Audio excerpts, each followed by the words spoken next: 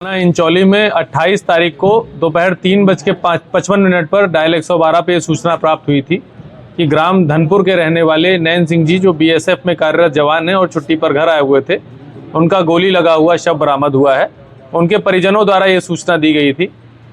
इस सूचना पर तत्काल जो थाना प्रभारी इंचौली के रूप में कार्यरत बजरंग प्रसाद जी IPS हैं, CO सदर देहात, और मैं और फॉरेंसिक टीम मौके पर पहुंचे थे। वहां पर जाने पर यह पता चला कि पिछली रात यानी 27-28 की रात्रि लगभग 1:40 पर कुछ आवाज़ पड़ोसियों को सुनाई पड़ी थी, परंतु चूंकि ये अकेले रहते थे इसीलिए इन पर किसी का ध्यान इनके रिश्तेदारों का या पड़ोसियों का नहीं गया और अगले दिन ही यह पता चल पाया कि घर में एक बॉडी है। इस पर तत्काल कई टीमों का गठन किया गया था, क्योंकि ये BSF के सर्विंग जवान थे। इनके परिजनों द्वारा गांव के ही कुछ अन्य लोगों को रंजिशन नामजद कराया गया था, 4 लोगों को।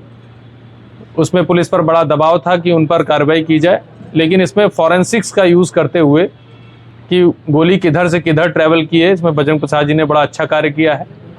उसके आधार पर, टेक्निकल सर्विलांस के आधार पर एक CCTV हमें प्राप्त हुआ जिसमें घर से रोशनी बाहर आती दिखाई पड़ी, जिससे पता चला कि उस समय दरवाज़ा खोला गया था।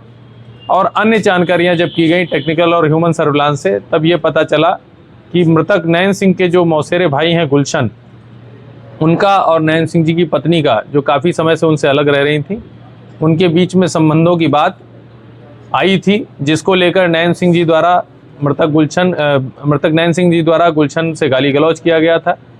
इसी कारण ये हत्या की साजिश रची गई, जिसमें कोमल द्वारा अपनी ज्वेलरी को भी गिरवी रखा गया और उस पैसे को देकर नैन सिंह ने गुलशन ने अपने कुछ दोस्तों को बुलाया और नैन सिंह जी की गोली मारकर हत्या कर दी।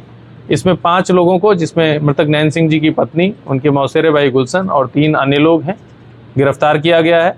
और जो घटना में प्रयुक्त तमंचा और जो खोखा कारतूस है वो भी बरामद किया गया है। मृतक की पत्नी को भी गिरफ्तार किया गया है, कोमल को। इसका क्या अपना किरदार रहा इस हत्याकांड में? जी, अभी तक जो पुलिस जांच में सामने आया है कि मृतक की पत्नी ने अपने जेवर गिरवी रखकर पैसे दिए थे, जिसे कि गुलशन, जो कि मृतक के मौसेरे भाई हैं, उन्होंने अपने दोस्तों को दिया था और इस घटना में सम्मिलित किया था। क्या सर मृतक जो था वो कोमल के अवैध संबंधों का विरोध करता था और गुलशन की और कोमल की कब से संबंध है?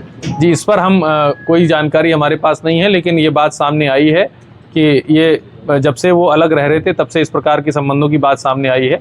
और जैसा कि प्रेस नोट में भी लिखा और मैंने भी आपको बताया है कि इसी कारण मृतक और उसके मौसेरे भाई के बीच में गाली गलौज हुई थी। शूटर नहीं है ये, इनके दोस्त हैं और ये घटना में प्रयुक्त तमंचा इत्यादि खरीदने के लिए रकम दी गई थी।